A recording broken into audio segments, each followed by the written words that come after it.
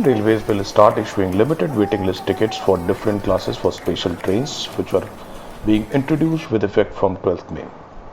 There shall be no RAC tickets in these special trains.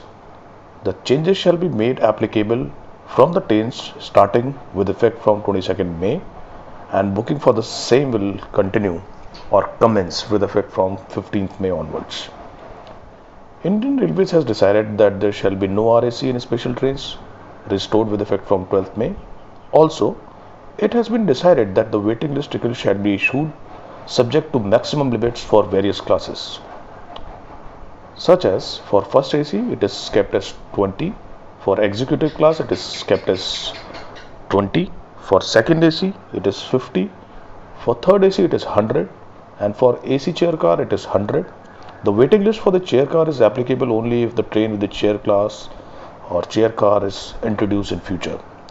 For sleeper it is 200 and applicable only if train with sleeper class is introduced in future. Indian Railways has taken some other decisions with respect to special trains restored with effect from 12th May. Some of the important decisions are that other rules concerning waiting list shall be applicable. No Tatkal/Premium Tatkal quota shall be defined. Senior citizen quota, ladies quota and quota for Divyangjans shall be defined as per extant instructions.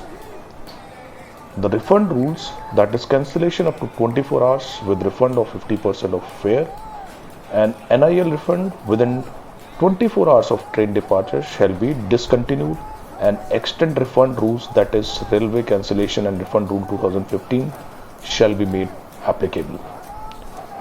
The changes shall be made applicable for the trains commencing journey on 22nd May onwards, and booking for the same will commence with effect from 15th May onwards.